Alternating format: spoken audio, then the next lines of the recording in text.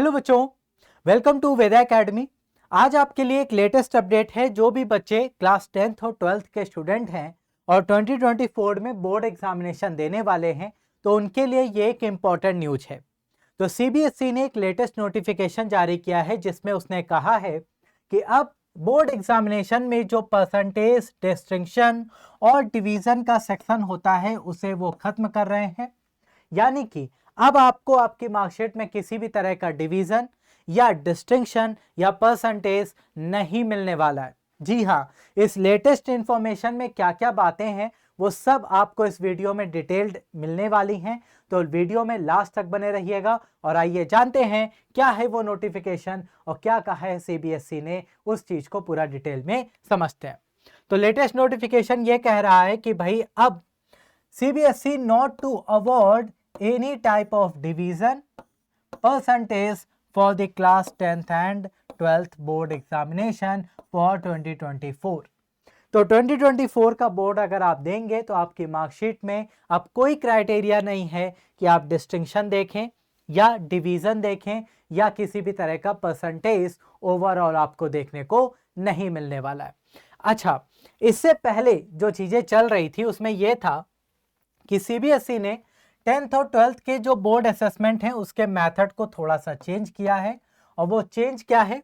वो सिंपल सा है कि डिवीजन और डिस्टिंक्शन अब आपको किसी भी तरह से अवार्ड नहीं किए जाएंगे। इसके अलावा अगर आप पहले की बात करें तो सबसे पहले आपका जो चलता था वो था परसेंटेज सिस्टम, जिसमें आपको परसेंटेज अलॉट किए जाते थे कि आपका 80% आ गया या 90% आ गया या 99.23%, ऐसे करके पॉइंट के बाद भी 2 डिजिट तक आसानी से जा रहे थे। तो वहां पर कहीं ना कहीं इस चीज को लेके कंसर्न रेस किए जाते थे सीबीएसई के पास टाइम टू टाइम, और उसी कंसर्न के अगेंस्ट इसने एक्शन लिया है।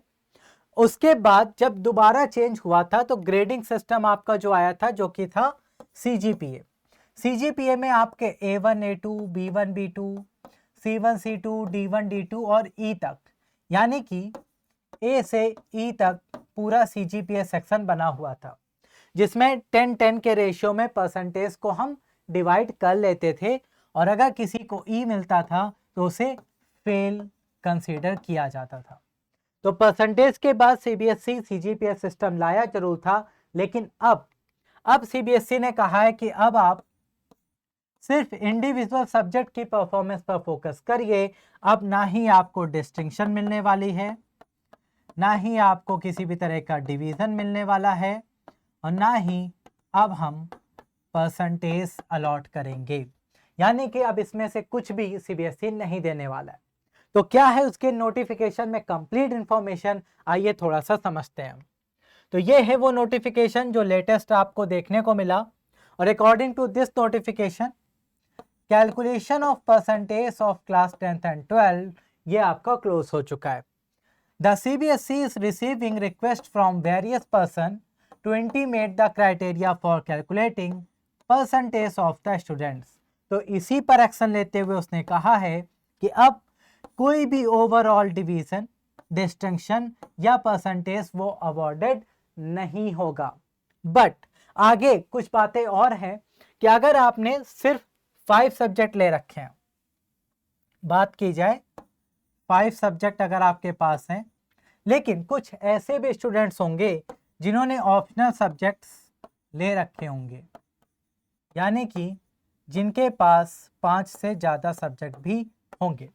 तो इन दोनों ही केसेस में सीबीएसई ने क्लियर किया है अपनी बातों में कि अब कोई भी कैंडिडेट जिसके पास 5 से ज़्यादा सब्जेक्ट हैं या 5 सब्जेक्ट भी हैं, तो उनके जो बेस्ट 5 सब्जेक्ट का डिसीजन है वो उन एम्प्लॉयर या एडमिटिंग इंस्टीट्यूट पर ही डिपेंड करेगा। यानी कि अब आप क्लास 12th पास करके आगे किसी हायर एजुकेशन के लिए किसी भी इंस्टीट्यूट में एडमिशन लेने जाएंगे तो वो डिपेंड करेगा उस इंस्टीट्यूशन पर कि वो मोर देन 5 सब्जेक्ट में से कौन से बेस्ट 5 चूज करना चाहता है। जी हाँ, इस बात को ध्यान से समझिएगा। अब ये उन्हीं इंस्टीट्यूशन पर डिपेंड करेगा और एम्प्लॉयर पर, यानी कि अगर आप आफ्टर 12th जॉब के लिए जाना चाहते हैं तो उस केस में भी जॉब के लिए भी एम्प्लॉयर पर ही ये डिपेंडेंसी होगी कि वो कौन से बेस्ट 5 चूज करना चाहता है। आगे चलते हैं। It is inform that the board does not calculate any type of percentage information for marks.